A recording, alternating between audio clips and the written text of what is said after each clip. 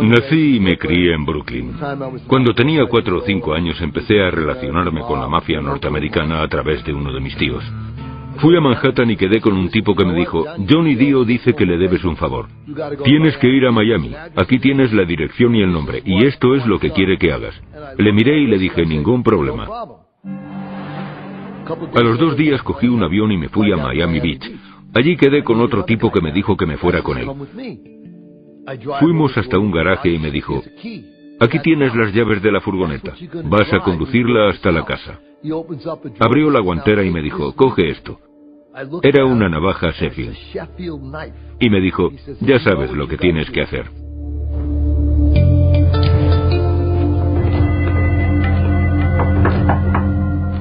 Abrió la puerta a una mujer y le dije que me llevara a la parte de atrás. Él estaba jugando al billar. Era joven, de unos 30 y pico años. Tenía que ir a por él. Ella me llevó a la parte trasera de la casa, abrió la puerta y dijo: John. Le até a la mesa de billar. A ella la senté y le dije que tenía que mirar. Y me preguntó que qué iba a hacer. Cogí la navaja Sheffield, se la clavé debajo de los testículos y le rajé. Los dos se pusieron a gritar. Me volví a Nueva York y jamás volví a hablar de ello. La mafia era así de salvaje en los años 70. Ahora me río. Seguro que aquel tipo no murió y seguro que no le corté los testículos, pero yo vi mucha sangre en la mesa de billar y me fui. Eso es lo que pasó. Dentro de la mafia. Sobrevivir a los 70.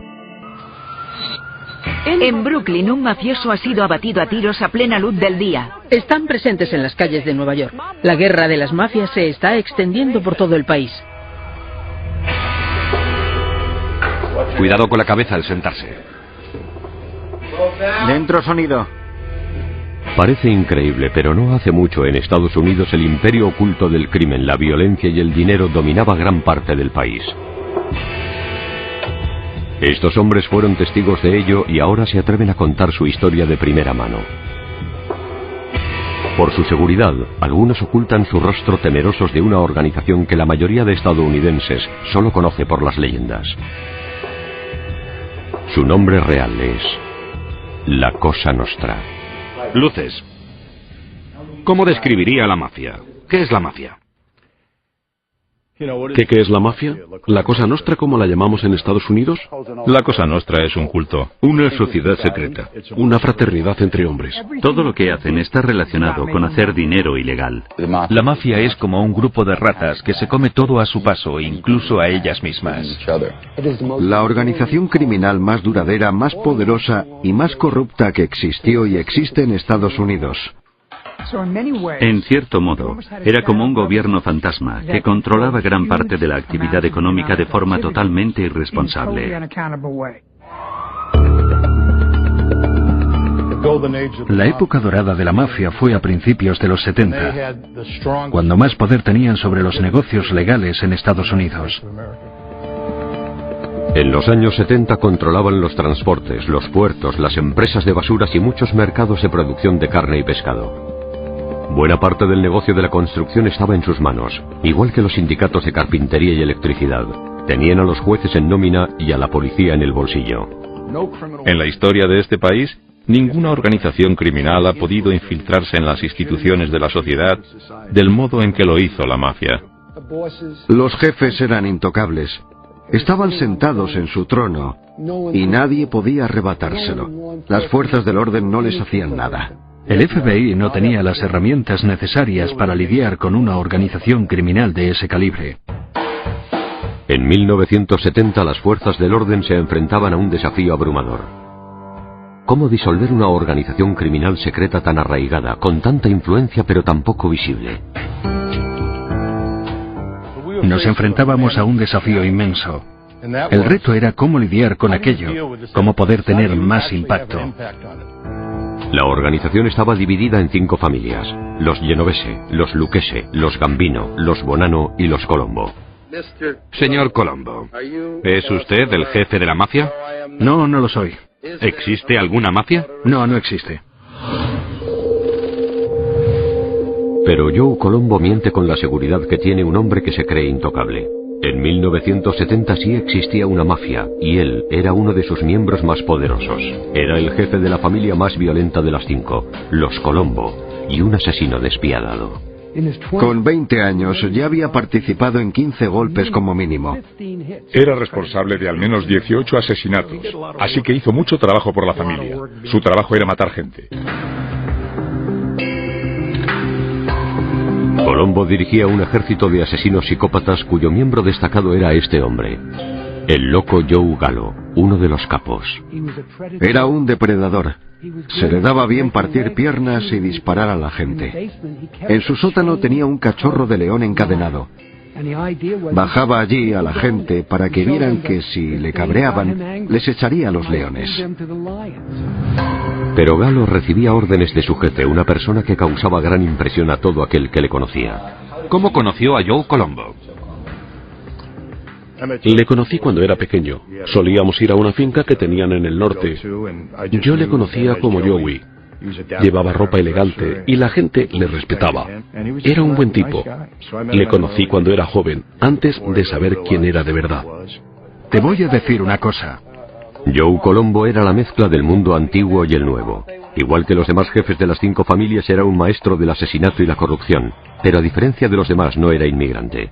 Pertenecía a la segunda generación de italoamericanos nacidos en Estados Unidos y estaba bien visto por la opinión pública. Se consideraba a sí mismo como un jefe de nueva generación y creía que le acosaban injustamente por ser italoamericano. Vio que eso le daría una oportunidad para convertirse en un líder de los derechos civiles. Doy gracias a Dios por haber nacido italiano. En 1970 creó la Liga Italoamericana, una organización que trataba de demostrar la discriminación que sufrían los italianos. Y con el ambiente que había a los años 70, tuvo bastante éxito. La Liga Italoamericana por los Derechos Civiles se ha creado por el acoso que está recibiendo nuestra gente por parte del Departamento de Justicia. Molestan a las embarazadas, entran en las casas, molestan e intimidan a la gente. Empezó a llamar la atención. Concedió entrevistas en la tele, en las revistas. Llegué a casa después de clase y recibimos una llamada. Han arrestado a Joe Jr., el hijo de Joe Colombo. Vamos a hacer un piquete frente al edificio del FBI. Y dije, allí estaré. Colombo estaba tan cabreado porque hubieran detenido a su hijo por un delito federal que montó un piquete frente al edificio del FBI en la 69 con la tercera, en Manhattan. Salimos del edificio y nos empezaron a insultar. A mí me tiraron una piedra, pero por suerte fallaron y no me dieron en la cabeza. Ha tenido mucho éxito, ¿verdad? Ha conseguido que el Departamento de Justicia deje de utilizar el término mafia. ¿Ha sido una hazaña suya? Ha sido la de todos los italianos. Por aquel entonces, el productor de El Padrino fue a visitar a Joe Colombo. Él le mandó llamar. Joey hojeó el guión de la película, marcó todas las referencias a la palabra mafia y las quitó del guión. Conseguir que el Departamento de Justicia estadounidense prohibiera el uso de la palabra mafia implicaba un gran poder político. Tenía mucho poder político. Lo que los jefes no querían en los años 70 era tener publicidad. Pero en contra de las costumbres de las 5 familias, a Colombo le encantaba llamar la atención y no sabía cuándo parar. A Joey se le empezó a ir de las manos. A los jefes más tradicionales les gustaba pasar desapercibidos, pero él estaba llamando demasiado la atención. Son gente a la que le gusta estar en la sombra. Yo sabía que empezaba a suponer un problema. Todo aquello era problemático.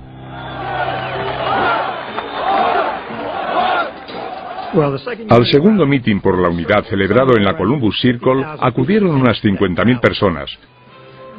Lo anunciaron a bombo y platillo.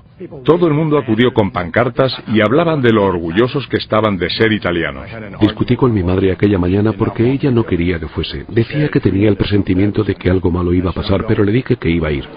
Me siento muy alentado por el propósito que nos une. En Columbus Circle habían puesto un escenario enorme. Había protección policial, cámaras de televisión y miles de personas pululando por ahí. Una mujer maravillosa. Estábamos en una furgoneta haciendo fotos para identificar quién era quién dentro de la mafia. Ya había hecho fotos, había visto a la gente y me fui a la oficina. Recuerdo que Joey me llamó. Yo subí las escaleras hasta el escenario. Me dio unos panfletos. Me dijo, Michael, quiero que los repartas por el Lincoln Center. Y yo le dije que lo haría. Me di la vuelta, me fui y cuando estaba llegando a las escaleras... De repente, un fotógrafo se le acercó. Y en vez de sacarle una foto, le disparó. Escuché. La gente se volvió loca. ¡Que no cunda el pánico! Damas y caballeros, ya ha habido suficientes desgracias. Por favor, no se acerquen. Por favor, esto es justo lo que no deben hacer. Ya ha habido suficientes desgracias. Por favor, no se acerquen. En junio del 71, el jefe de la mafia Joe Colombo recibe un disparo durante su mitin por los derechos civiles italoamericanos en Nueva York y se desata el infierno. Mientras Colombo yace inconsciente en la ambulancia de camino al hospital, surge una pregunta. ¿Quién era capaz de disparar a una de las figuras más poderosas de la mafia? ¿En qué estado lo vio? Estaba bastante mal. No sé, nunca he visto a nadie con un disparo, pero él estaba en el suelo y tenía una mancha roja en la mejilla derecha. Todos juntos, roguemos al Señor por la vida de Joey Colombo. Nuestro Señor... Joe Colombo no está muerto, pero está en coma y no parece que vaya a despertar.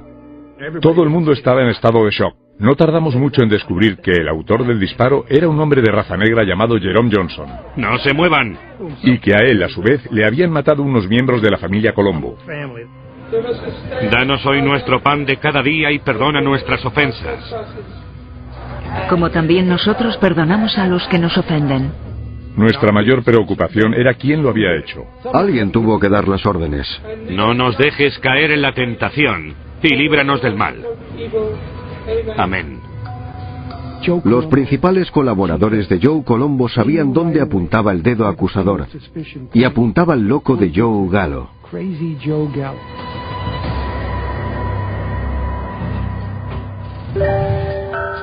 El loco Joe Gallo es un capo de la familia Colombo.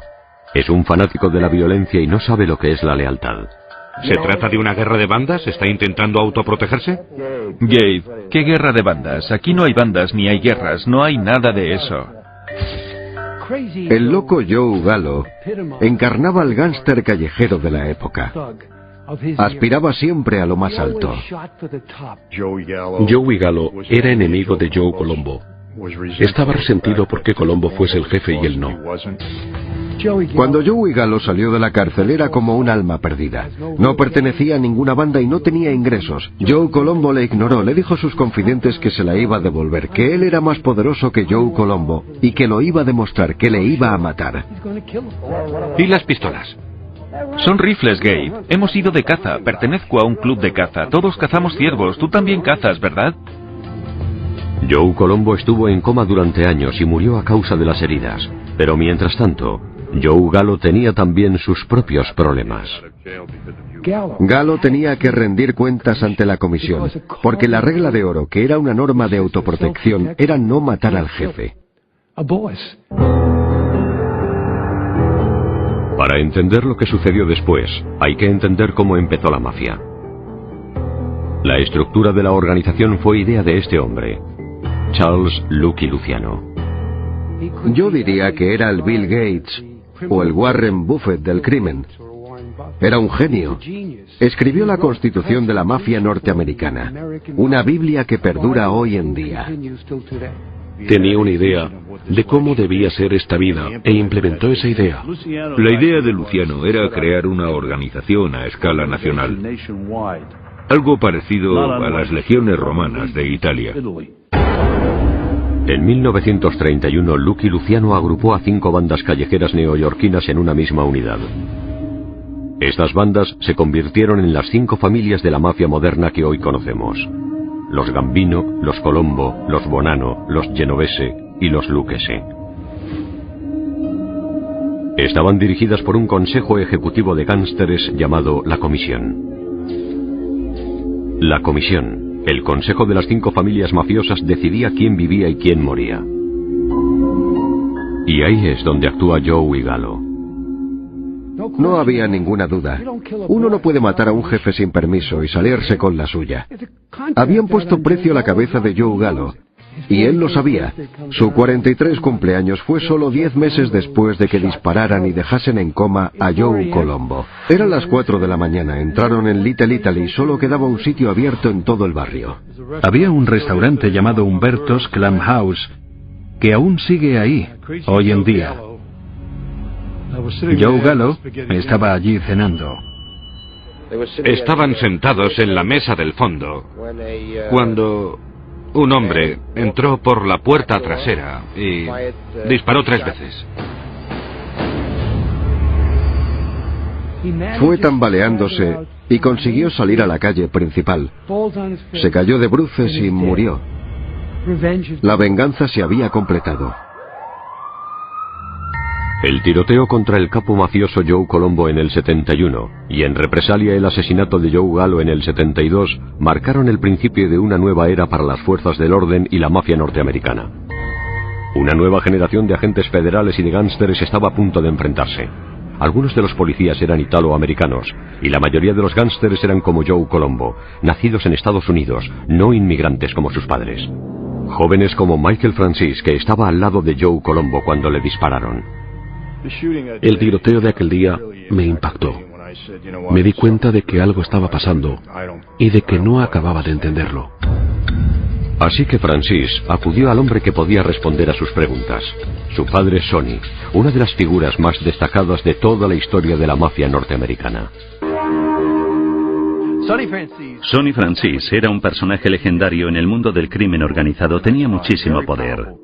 Era el auténtico gángster. Todos habían oído hablar de él, todos le conocían, todos sabían quién era Sonny Francis. Seguía a rajatabla el código de la mafia. La policía dijo que por aquel entonces había matado al menos a 30 personas y ahora creo que son ya 60, pero no me lo creo. 60 personas, imposible. De pequeño, Michael idolatraba a su padre y despreciaba a los policías que le perseguían. Un día estaba jugando en la calle, creo que tenía 8 o 9 años. La pelota me pasó por encima y se fue rodando calle abajo. Un agente paró la pelota con el pie y cuando me acerqué a él se abrió la gabardina. Vi que llevaba una pistola y me dijo, esto es para tu padre, algún día se la enseñaré. Nunca se me olvidará. Yo le miré y le dije, ¿me puede pasar la pelota? Y él la tiró lejos. En aquel momento sentí odio hacia él. Si de pequeño me hubiese perdido alguna vez, la última persona a la que hubiera acudido habría sido a un policía.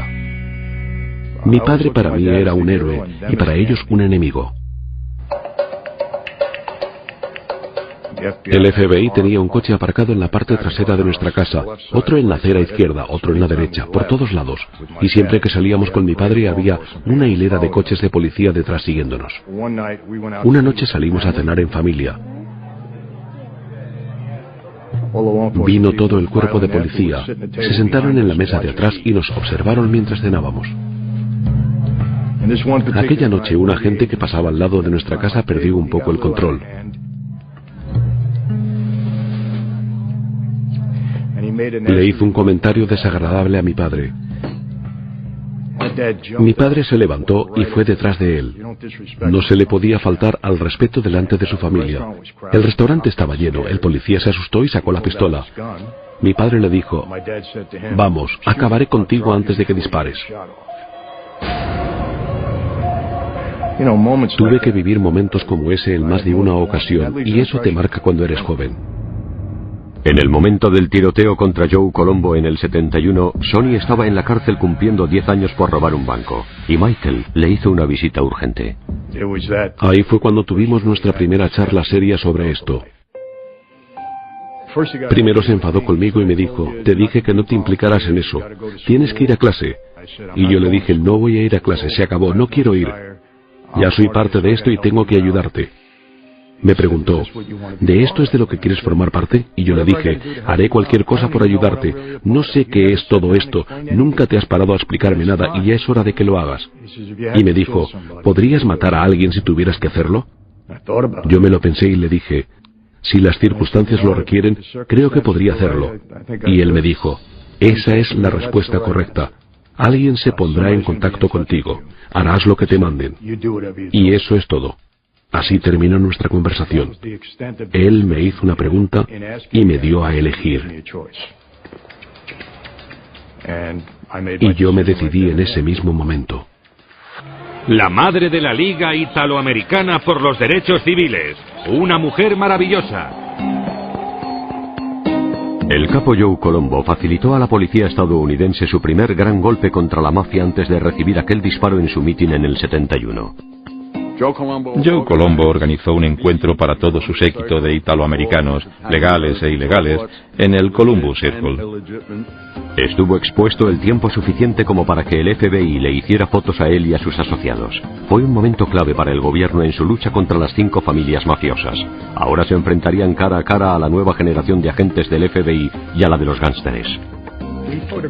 Fotografiamos a todo el mundo y eso nos permitió identificar a muchos miembros del crimen organizado, a los más cercanos a Colombo, a los miembros de la familia.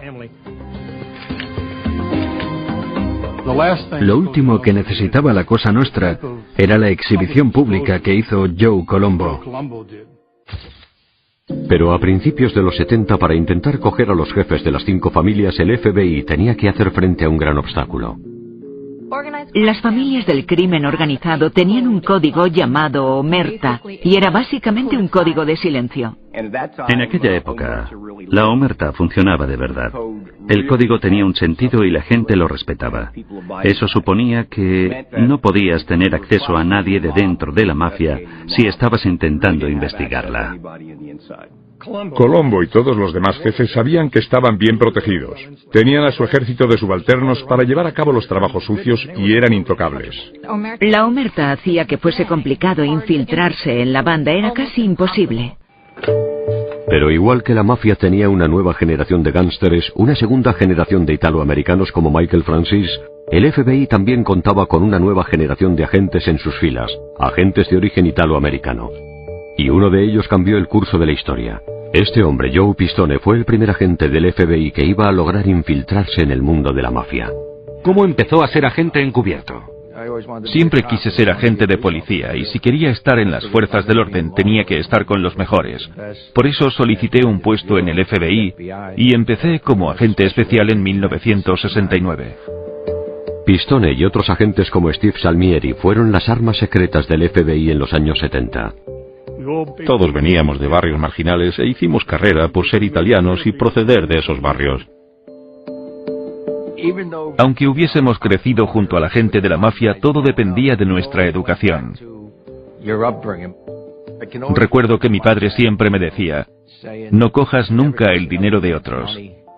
Sé siempre una persona justa, y eso se me quedó grabado. Y por eso, a pesar de que todo el lujo y el dinero con que vivía esta gente me impresionaba, nunca quise ser como ellos. Pistone vivía en Paterson, Nueva Jersey, y allí la calle te daba la opción de ir por el buen camino o por el malo. En aquel barrio, aunque conocieses a la gente de la mafia, y aunque hubieses crecido junto a ellos, todo dependía de la educación que hubieras recibido. A mí nunca me atrajo ese estilo de vida y eso fue gracias a mis padres. Cuando éramos niños, jugábamos al baloncesto desde las 8 de la mañana hasta las 10 de la noche en el patio del colegio. Y la mayoría de los que jugaban escogieron el buen camino. Había que elegir estar de un lado o del otro. Pistone y Salmieri entraron en el FBI en la época más complicada de la lucha contra la mafia, cuando los agentes no conseguían infiltrarse en los barrios. Los agentes del FBI que había en las calles iban todos vestidos igual, todos con el mismo sombrero y el mismo traje. Era muy fácil detectarlos. El crimen organizado sabía lo que la policía podía hacer y lo que no. También sabían que el FBI no estaba trabajando de forma encubierta y por aquel entonces, en aquella época, era una sociedad muy cerrada. Era como si llevasen una placa o un cartel donde ponía agente del FBI y su nombre. Era muy fácil dar con ellos. Así que el FBI cambió de estrategia y decidió enviar a sus agentes italoamericanos siguiendo un protocolo diferente. Cuando empecé de agente encubierto en el FBI, no nos daban formación. Antes de trabajar para la agencia, éramos gente de la calle. Los chicos de barrio como Pistone o Salmieri saben que para poder entrar en la mafia hay que tener una especialidad. Ambos fuimos a la escuela de joyería. Hicimos un curso juntos y aprendimos todo sobre diamantes, piedras preciosas. Pero el nuevo joyero necesitaba una identidad creíble. Para ser un agente infiltrado necesitabas una identidad. Escogías un nombre y el gobierno te proporcionaba el certificado de nacimiento. Te sacabas el carnet de conducir como todo el mundo. Y yo me lo saqué con el nombre de Donnie Brasco. Nos inventamos los números de la seguridad social sin dar nuestro nombre real. Sabía cómo funcionaban y sabía el peligro que corría. Pistone ya tenía su nombre en clave y la operación Donnie Brasco se puso en marcha. El FBI pretendía que Pistone accediese a la mafia a través de los secuestradores y que empezara a actuar en las calles de Nueva York como Donnie Brasco. Para empezar con esta operación, habíamos elegido ciertos bares y restaurantes a los que yo tenía que ir para dejarme ver y poder empezar a hablar con gente. Estuve 6 meses sin poder tener ni una conversación ilegal con nadie. El FBI le concedió mucho tiempo para que pudiese infiltrarse. Y eso fue clave porque estaban acostumbrados a hacerlo todo rápido. Para construir tu personaje lo mejor es ser tú mismo. Tienes que convencer a la gente de que realmente eres quien dices ser. Al cabo de 6 meses, una noche que estaba en el bar, una chica se levantó y fue al baño. Al volver se acercó y me dijo, «Hola». Y yo respondí, «Hola». El camarero lo vio todo, así que le llamé. Utilizando el vocabulario de la mafia, le dije, «Quiero que quede claro que yo no he empezado la conversación con esta chica». En la mafia había 3 razones básicas por las que te podían matar. 1, porque eras un informador. 2, porque habías desobedecido a tu jefe. Y 3, porque te habías acostado con la mujer o la hija de algún miembro de la banda. Por eso te mataban sin duda alguna. Asintió y dijo, «Si quieres hablar con ella, hazlo. Su amiga se ha ido». Pero bueno, yo no me chupo el dedo, ¿sabe? El caso es que ese hombre ya sabía que yo era un tipo de la calle. Una vez demostrada su credibilidad, Pistone solo necesitaba una invitación y la recibió por parte del camarero cuando le preguntó si le gustaba apostar. Me dijo, «Después de cerrar, si quieres salimos, voy a ir a un par de bares». Y le dije, «Claro».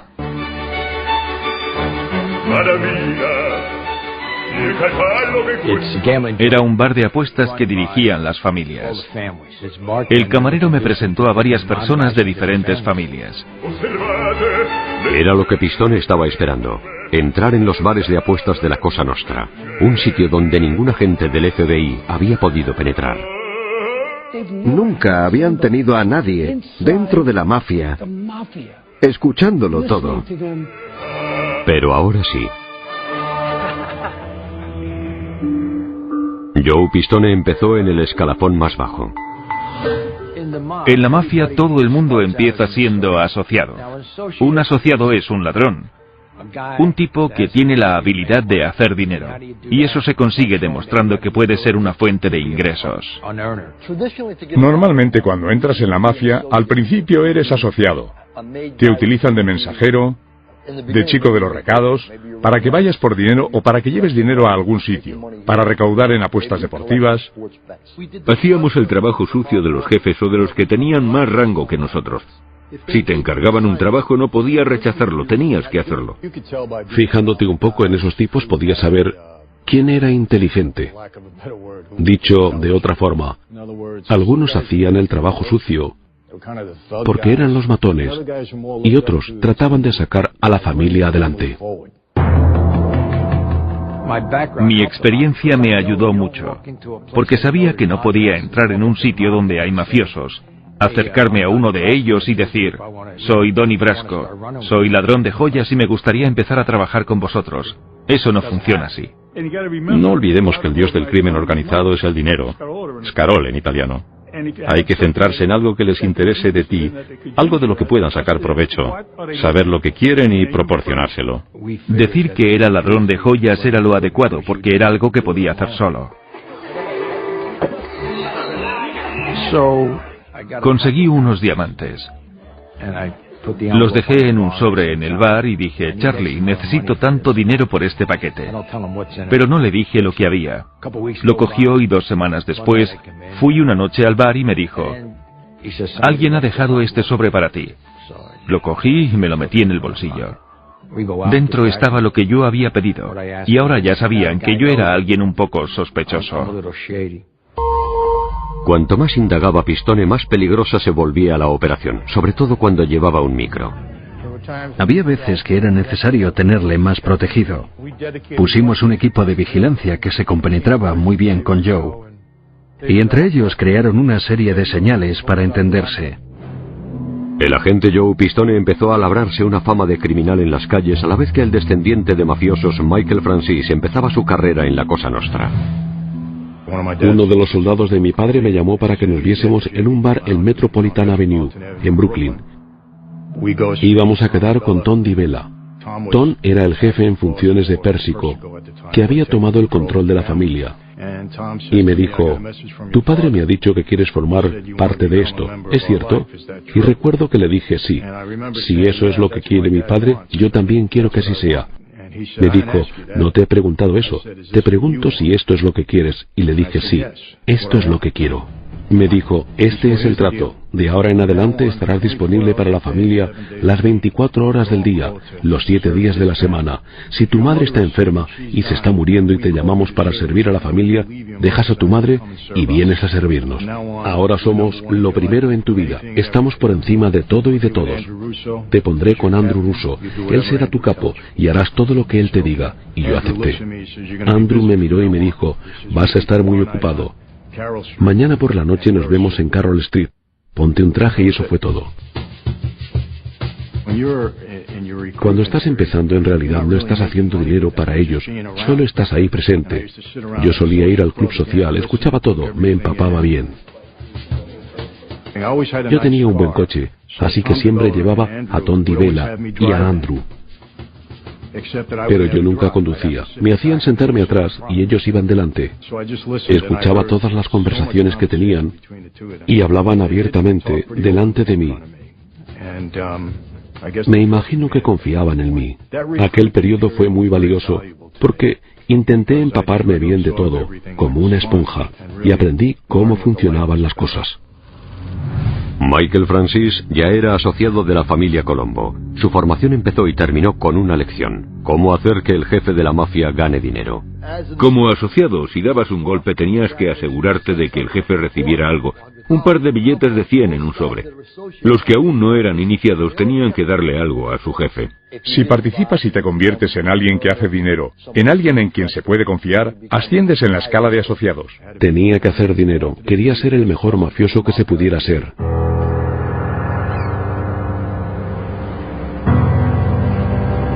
Corría el año 75 y Michael Francis, asociado de la familia Colombo en Nueva York, estaba a punto de alcanzar la mayor distinción de la mafia: convertirse en iniciado.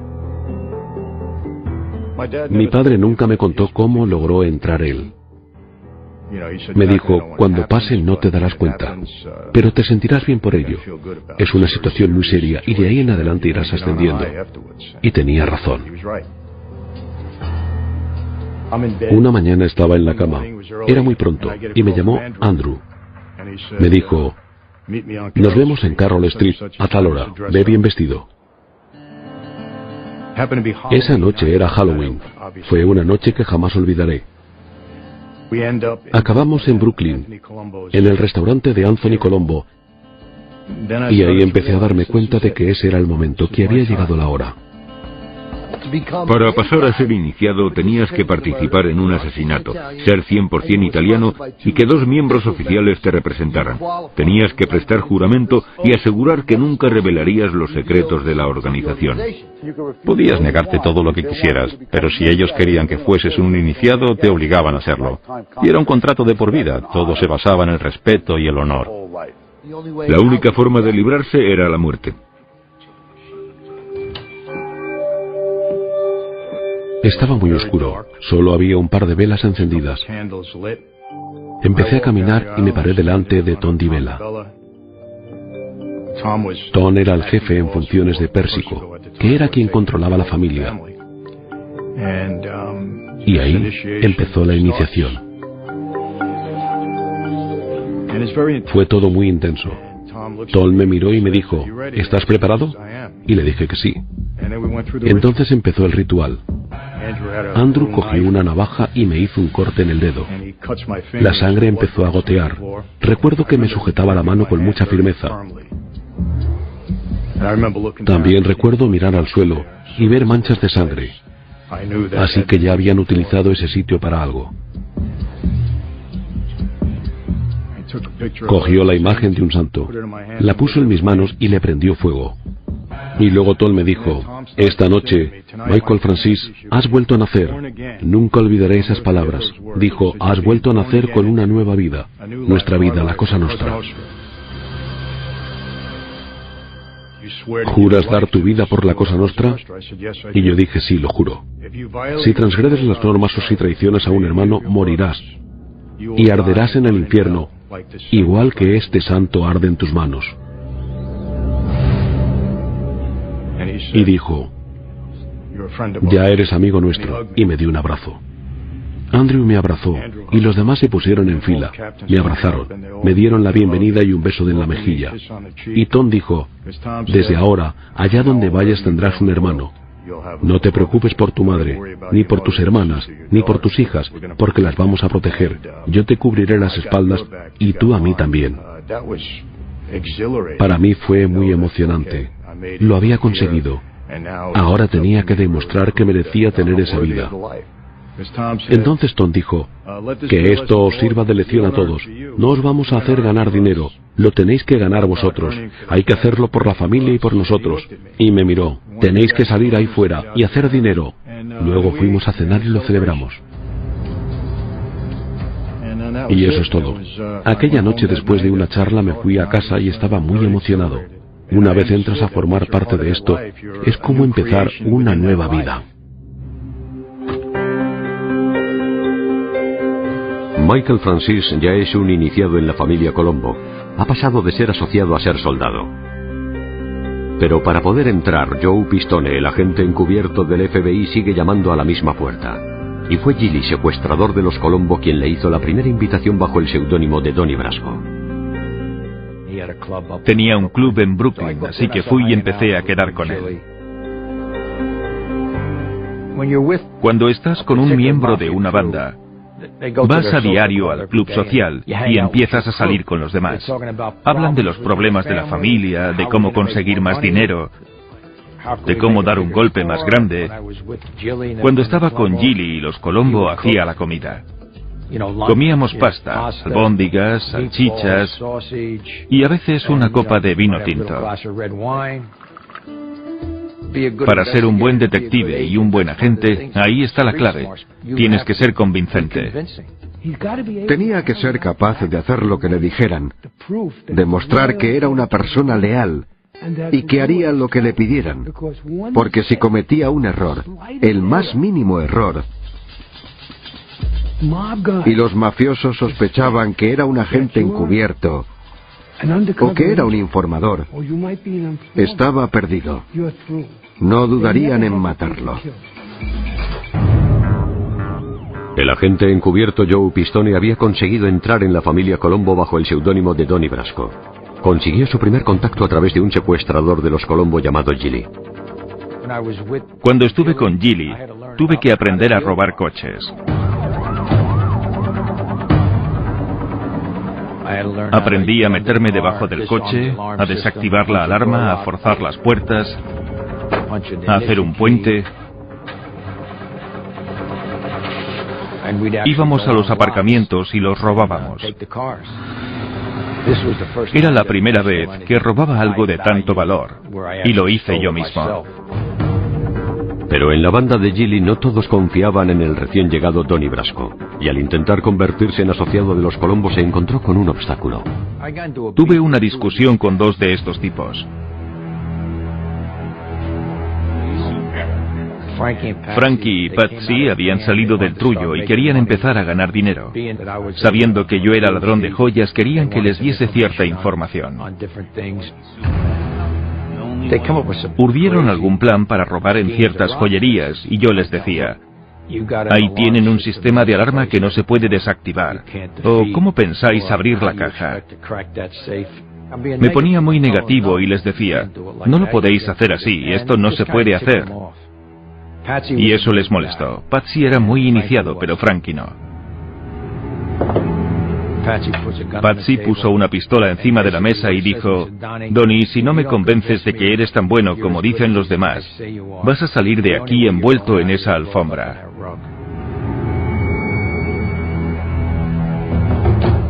Joe Pistone era listo y sabía que en cualquier momento, cualquier mínimo error que pudiera cometer podía ser su sentencia de muerte. Querían saber dónde había estado antes de llegar a Nueva York, con quién robaba cuando estuve en Miami. Los hombres con los que trataba tenían mucha sangre fría y no estaban dispuestos a arriesgarse. En la calle aprendes a no delatar a la gente con la que supuestamente has dado algún golpe. Le das la vuelta a la conversación. ¿Cómo sé que no te has vuelto un chivato en la cárcel? Al final, después de 5 horas, todo acabó. También hay que saber que no puedes darles la mano y decir, oye, entiendo que te preocupe todo esto, pero vamos a olvidarlo, porque sería una señal de alarma. Pensarían, ¿por qué no se ha cabreado? Si le hemos desafiado. Lo único que entienden en esa situación es la violencia. Me di la vuelta y pegué a Frankie. ¿Por qué?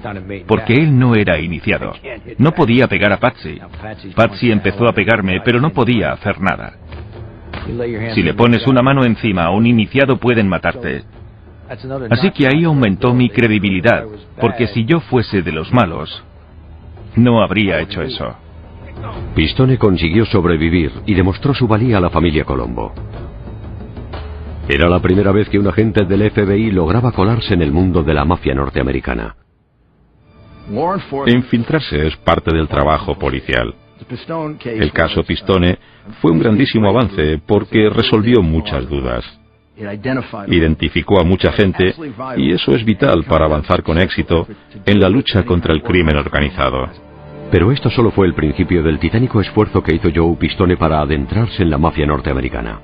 Esta operación encubierta fue el principio del desmantelamiento de la mafia en Estados Unidos. Cuanto más se adentraba en este mundo, más peligroso se hacía el trabajo. Después de haber entrado en la familia Colombo, se le presentó una oportunidad aún mayor con los Bonanno, la más sanguinaria de las 5 familias. Los Bonanno antes controlaban las apuestas y los préstamos, pero todo eso se había acabado y tenían que buscar otros medios para ganar dinero. Se podría decir que la familia Bonanno fue pionera en el tráfico de drogas.